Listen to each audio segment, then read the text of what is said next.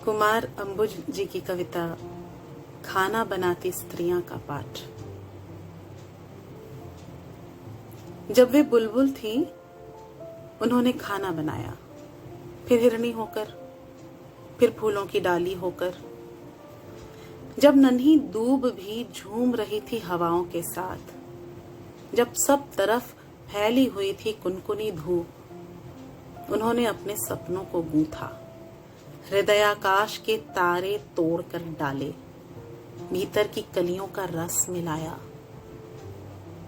लेकिन आखिर में उन्हें सुनाई दी थाली फेंकने की आवाज। आपने उन्हें सुंदर कहा तो उन्होंने खाना बनाया, और डायन कहा तब भी। बच्चे को गर्भ में रखकर उन्होंने खाना बनाया, फिर बच्चे को गोद में लेकर। उन्होंने अपने सपनों के ठीक बीच में खाना बनाया। तुम्हारे सपनों में भी वे बनाती रही खाना। पहले तनवंगी थी तो खाना बनाया, फिर बेडौल होकर। वे समुद्रों से नहाकर लौटी तो खाना बनाया, सितारों को छूकर आई तब भी। उन्होंने कई बार सिर्फ एक आलू एक प्याज से खाना बनाया, और कितनी ही बार सिर्फ अपने सब्र से, दुखती कमर में, चढ़ते बुखार में, बाहर के तूफान में, भीतर की बाढ़ में उन्होंने खाना बनाया। फिर वात्सल्य में भरकर उन्होंने उमग कर खाना बनाया। आपने उनसे आधी रात में खाना बनवाया, 20 आदमियों का खाना बनवाया। ज्ञात अज्ञात स्त्रियों का उदाहरण पेश करते हुए खाना बनवाया, कई बार आंखें दिखाकर, कई बार लात लगाकर, और फिर स्त्रियोचित ठहराकर। आप चीखे, उफ इतना नमक, और भूल गए उन आंसुओं को जो जमीन पर गिरने से पहले गिरते रहे तश्तरियों में, कटोरियों में।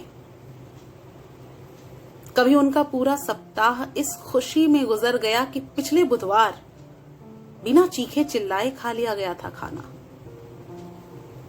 कि परसों 2 बार वाह मिली उस अतिथि का शुक्रिया जिसने भरपेट खाया और धन्यवाद दिया, और उसका भी जिसने अभिनय के साथ ही सही हाथ में कौर लेते ही तारीफ की। वे क्लर्क हुई, अफसर हुई, उन्होंने फर्राटेदार दौड़ लगाई और सितार बजाया, लेकिन हर बार उनके सामने रख दी गई एक ही कसौटी। अब वे थकान की चट्टान पर पीस रही हैं चटनी, रात की चढ़ाई पर बेल रही हैं रोटियां। उनके गले से, पीठ से, उनके अंधेरों से रिस रहा है पसीना। रेले बह निकले हैं पिंडलियों तक, और वे कह रही हैं, ये रोटी लो, ये नरम है। उन्हें सुबह की नींद में खाना बनाना पड़ा, फिर दोपहर की नींद में, फिर रात की नींद में, फिर नींद की नींद में उन्होंने खाना बनाया। उनके तलुओं में जमा हो गया है खून, झुकने लगी है रीढ़, घुटनों पर दस्तक दे रहा है गठिया। आपने शायद ध्यान नहीं दिया है, पिछले कई दिनों से उन्होंने बैठकर खाना बनाना शुरू कर दिया है। हालांकि उनसे ठीक तरह से बैठा भी नहीं जाता।